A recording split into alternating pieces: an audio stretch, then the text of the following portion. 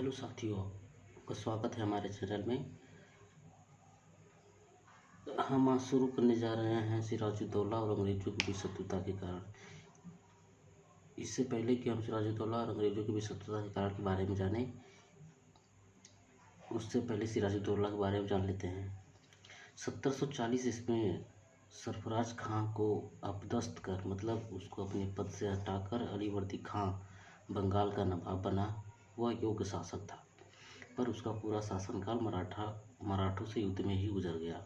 1756 ईस्वी में उसकी मृत्यु हो गई। उत्तराधिकारी के लिए कोई पुत्र न होने के कारण उसकी 3 पुत्रियों के परिवार से किसी को नवाब बनना था। विवाद हुआ, षड्यंत्र हुए। अंततः सिराजुद्दौला की सबसे छोटी बेटी का लड़का नवाब बना, जो सिराजुद्दौला था।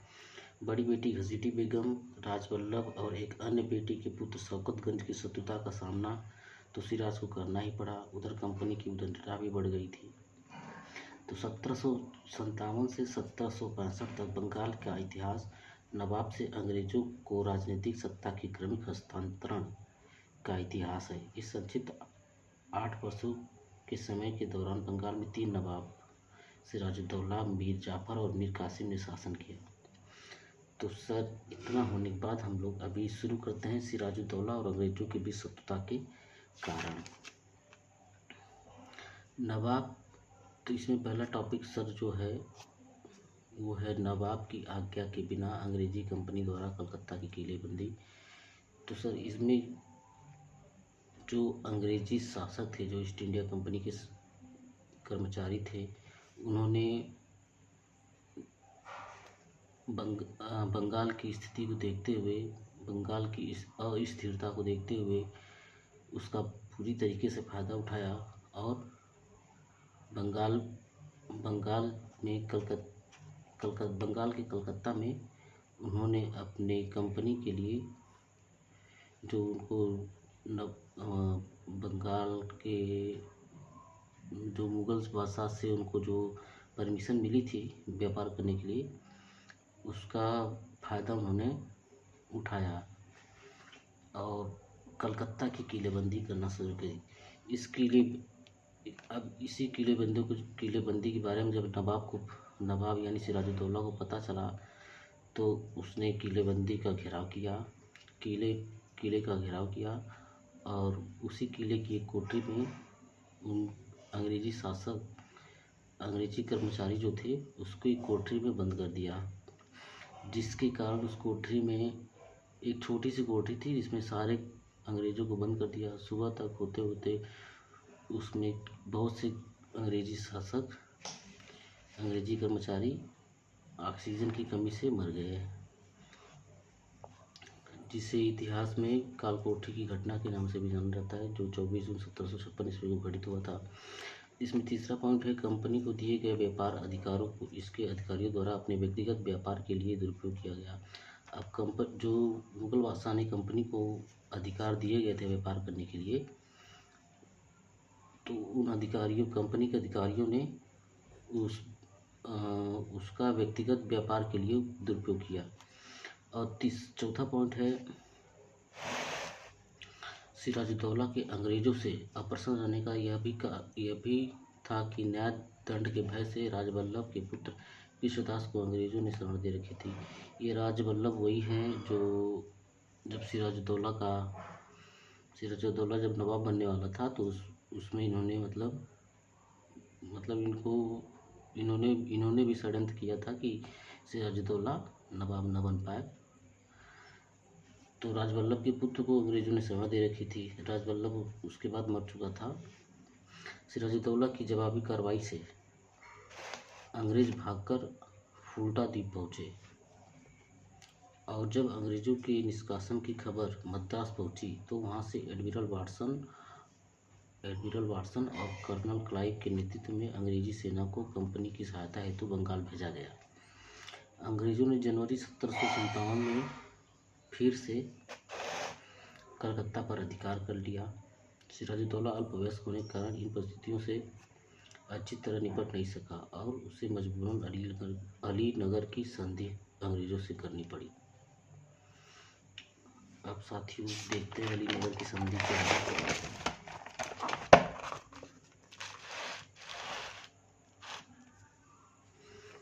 अलीनगर की संधि जो फरवरी 1757 ईस्वी में सिराजुद्दौला और अंग्रेजों के बीच हुई। यह संधि प्लासी के युद्ध के पहले बंगाल के नवाब सिराजुद्दौला और ईस्ट इंडिया कंपनी के बीच फरवरी 1757 ईस्वी में हुई थी। इसमें अंग्रेजों का प्रतिनिधित्व क्लाइव और वाटसन ने किया था। अंग्रेजों द्वारा कलकत्ता पर पुनः अधिकार कर लेने के बाद किया गया था। इस संधि के द्वारा निम्नलिखित शर्तों के अधीन कंपनी और सिराजुद्दौला के बीच सहमति बनी थी। इसमें पहली सहमति इस बात पर बनी थी, ईस्ट इंडिया कंपनी को मुगल बादशाह के फरमान के अनुसार व्यापार की सुविधाएं फिर से दे दी गई। कलकत्ता पर अधिकार करने में अंग्रेजों को जो क्षति हुई उसका हर्जाना नवाब को देना पड़ा। दोनों पक्षों ने भविष्य में शांति बनाए रखने का वादा किया। अंग्रेजों को कलकत्ता में सिक्के ढालने का अधिकार प्राप्त हो गया। अलीनगर की संधि के अब इतना पॉइंट तो हो गया। ये अलीनगर की संधि के सब टॉपिक थे जिसमें क्या क्या हुआ, क्या क्या घटनाएं हुई उसके बारे में बताया गया है।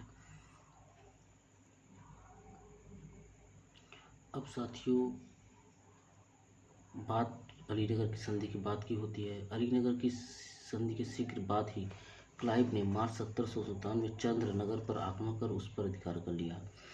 इस संधि का महत्व इसलिए भी है कि अंग्रेजों ने सिराजुद्दौला के खिलाफ युद्ध के लिए तत्कालिक कारण के रूप में अलीनगर की संधि का उल्लंघन का ही मुद्दा बनाया था।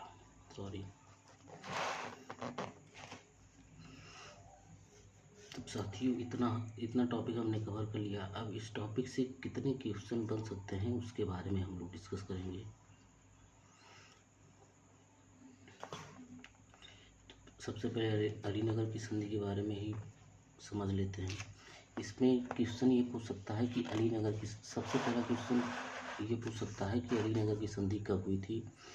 तो आपका सीधा सा आंसर होगा 1757 ईस्वी। आपको 4 ऑप्शन मिलेंगे, उसमें 1757 ईस्वी का ऑप्शन रहेगा। आप उसको क्लिक करेंगे, टिक करेंगे, आपका आंसर सही हो जाएगा। फिर दूसरा क्वेश्चन ये पूछ सकता है कि अलीनगर की संधि किनके बीच हुई थी। तो आपका सीधा आंसर होगा अलीनगर की संधि सिराजुद्दौला और ईस्ट इंडिया कंपनी के बीच हुई थी जो फरवरी 1757 में हुई थी। फिर तीसरा क्वेश्चन ये हो सकता है कि अलीनगर की संधि